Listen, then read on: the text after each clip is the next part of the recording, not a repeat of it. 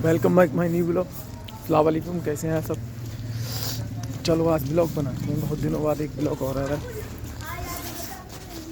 Blog बनाने का मकसद यही था कि जो प्रेजेंट टाइम जो स्थिति है यहाँ पर हमारे उत्तराखंड में जो चल रही है अंकिता भंडारी के लिए, चाहे अंकिता भंडारी वाला मामला हो, चाहे कर्नाटक के मंत्री का मामला हो, जो एक बयान देता है कि अगर कोई ज़बरदस्ती संबंध बना रहा हो या संबंध बनाने के लिए कह रहा हो तो अगर आपको दिक्कत ना हो तो आप आसानी से लेट जाओ। ये उन्होंने एक विधानसभा में बोला, जिसमें वो सभापति भी हंस रहे थे। आप लोगों ने देखा होगा जिस तरीके, अब समझ सकते हैं कि किस तरीके की इन मंत्रियों की मानसिकता है।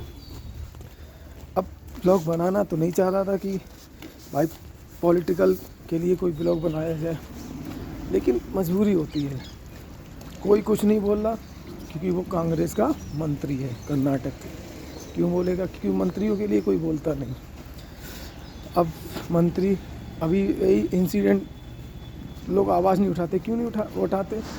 अब देख लो ये इंदौर वाला मामला, जिसमें लगभग 14 से 15 बच्चे मरे थे। किसके? पानी दूषित के कारण। कोई कुछ नहीं बोल रहा। क्यों बोलेगा? क्योंकि वहाँ पर बीजेपी का शासन है, बीजेपी का मंत्री है, बीजेपी का मुख्यमंत्री है। कोई नहीं कुछ बोल रहा ना। ये जितने भी जो देवकी नंदन है, धीरेन्द्र शास्त्री हैं, कोई कुछ नहीं बोल रहा। क्यों बोलेंगे? क्योंकि वहाँ बीजेपी की बात है। अब ये गुजरात में भी दूषित पानी के लिए लोग मरे, कोई कुछ नहीं बोल रहा। अब कौन बोलेगा? बोलने का मकसद ही बोलना ही नहीं चाहता। सब उल्टे सीधे बयान दे रहे हैं। किसी की हिम्मत ही नहीं कुछ बोलने की।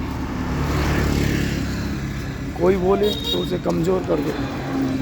जैसे हम जमाती अगर अब बोलते हैं तो हमें बहुत लोगों ने कहा कि तुम ऐसे ना बोला करो, तुम ऐसा ना बोला करो। कैसे हम नहीं बोलेंगे? कौन बोले? और बढ़िया कहाँ के लग जाए मैच नहीं कहूँ कहाँ पर। तो इस चक्कर में यार लोग बोलते हैं कि तुम क्यों बोलते हो, क्यों नहीं, तुम्हें क्या मतलब? अरे मतलब क्यों नहीं है भाई? हम नहीं बोलेंगे तो कौन बोलेगा? अब समझो कल परसों शायद विधानसभा में बोला है, मुझे एग्जैक्टली पता नहीं, रेखा गुप्ता ने, जो हमारे दिल्ली की एक राजधानी की जो सीएम है, उन्होंने ये बोला भगत सिंह, राजगुरु और सुखदेव ने कांग्रेस सरकार में जब थी 1929, जबकि कांग्रेस की कोई सरकार नहीं थी, उन्होंने बम फेंका था। जबकि इन तीनों लोगों ने बम ब्रिटिश सरकार को जगाने के लिए फेंका था 1929 में। तो ऐसे अनपढ़ हमारे यहाँ मंत्री हैं, तो इनके लिए क्या कह सकते हैं। लेकिन जो है आप लोग सभी अंकिता भंडारी जो उत्तराखंड का जो मामला है उसके लिए कुछ ना कुछ बोले। मेरे हिसाब से बोलना चाहिए, क्योंकि वहाँ पे एक वीआईपी को सर्विस देने के लिए बात कही गई थी, जिसका पुख्ता सबूत भी है, लेकिन कोई मानने को तैयार नहीं है मेरे हिसाब से। चलो फिर आज के लिए इतना। नमस्कार।